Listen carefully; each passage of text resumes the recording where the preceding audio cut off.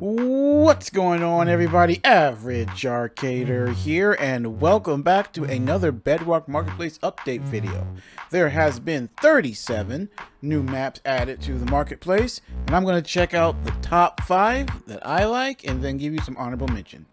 Okay, number 1 that got my attention is Underwater by InPixel. Now, InPixel is relatively new for me. I've done a couple of their bases, I've checked out a couple of their destination style maps. They've got some advanced survival ones as well, but I haven't checked those out.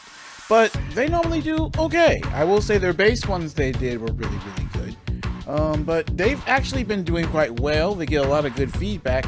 Like I said, I don't have that much experience with them, but they do look like they're good. This one seems interesting. I like the underwater ones, as you guys know. If it's between underwater, dinosaurs, and dragons, I'm there. This one is about exploring the underwater. It talks about discovering different biospheres that you can survive in. That's very interesting. And then dodging krakens, which looks like just a bunch of different types of giant squid. Yeah, see right here? Looks interesting enough for me to want to check out. So definitely look forward to either a let's play or review. That's definitely my number 1 for this one. Now moving on to number 2, The Complex. Now this particular studio here I am not that familiar with. I've seen them, but I haven't actually tried any of their maps. This one looks like you're in a giant facility. I like how they have in the description here. It's a giant facility, basically like a Roswell type feel. Like, oh, there's aliens here, but no, nothing's fine. No one's disappeared. I kind of like how they did that in the description. That's pretty cool. Basically, it says it's a horror action / adventure style map. So it's probably about you exploring the different complex and all the different things going on. Basically, fighting your way through to make your way outside is what it looks like to me. So definitely got my attention. I kind of like these adventure style maps that have you going through something. The horror ones are actually pretty fun once you get to them. I did a review on a couple of them and I did like them. So I would recommend checking this one out. I might definitely do a playthrough on this one. This one seems like one that's more like a playthrough one, not just one that you review. Or do a review, but I would probably like to do a let's play. Alright, next up, God Tree Base by Razzleberries. Now you guys know Razzleberries, they make good destination maps and they make good base maps. This looks like a base, a giant tree base. This looks very interesting. I gotta check it out. You guys know me. I mean, look at that. That looks really nice. I kind of like trees. I've made a couple giant tree houses on some of my servers. This is definitely one I'm definitely going to check out. It says it's big enough for several people to stay, but if you want, you can stay by yourself.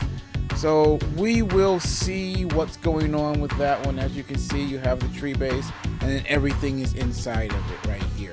Definitely going to check this one out. You guys know I've been trying to do all the best looking base maps as soon as they come out.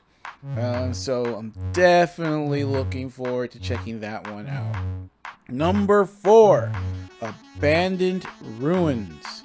This is by Razzleberry again. It's another one of their destination ones where it's just set up for you to go in and explore, fight off the different mobs, collect treasures, you know, the basics. I just like how it looks, and I haven't done one of their destination maps in a while because I've been so busy. So I definitely wanted to check this one out. It looks cool. It looks worth going through and clearing out and exploring. Now, number 5 is Snowball Fight by Pixel Bister. Now, Pixel Bister is one of my favorite studios. They make really good maps. Now, I believe that I've seen a Snowball Fight before. I'm not sure if it was this one. They have it up as a new one. I'm not sure if there was one that was made before by a different group, or if it was this same one and they're just re-releasing. I am not sure. It seemed to have gotten a lot of people already that have played it. It's got a good rating. It got my attention because, one, I'm looking for maps to play with more people. Two, it also says you can play it by yourself. And there's yetis and snowmen that you can fight. I think that's interesting enough to check out. Yeah, but Snowball Fight, I think it's interesting. I want to try to get some of my friends on there. I'm in a server now with other YouTubers, so I might see if any of them want to come and test this map out with me. Maybe have like a little snowball fight between us. I think that would be interesting. By the way, if you guys haven't, check out my new series on that server. It's called Triocraft. So I'll be doing at least 2 episodes of it a week, so definitely check that out if you like that type of thing. But yeah, those are our top 5 that got my attention. Now let's do some honorable mentions. Redstone Safe House is definitely one that is a good honorable mention. It's supposed to have a bunch of different redstone contraptions for you to use either in defense or to survive with. It's basically a redstone base. So maybe I'll give that a try, but it didn't exactly get my attention right off the bat. That's why it's in the honorable mention. Paris Island by Razzleberries. Again, this is another one of those destination ones designed for you basically just to go through, explore each of these individual areas. The village, the temple, there's a pirate ship. You have loot there that you can use. You know, just one of those to get your attention and have a little fun with while you explore a custom-made map. Like I said, Razzleberries is really good at those destination maps. Okay, underwater base. Now, I checked it out. It would have been in my top 5, but Lifeboat Studios made it. And I am, I'm very hit or miss with them, and lately it's been miss. I'm just not impressed that much by their maps. So, I mean, I love the ideas that they have, but the follow-through just isn't there. Their textures just don't look that right to me. They don't function as well as they should. I just don't, sometimes they're just a base that they make, I'll check out. But a lot of these style adventure maps or anything like that, I just don't think they're really there for Lifeboat Studios. But I mean, every now and then I'll check them out, but for the most part they've been kind of a miss. So, but I did get my attention because it is a nice underwater one. It does have a submarine, it has an underwater base.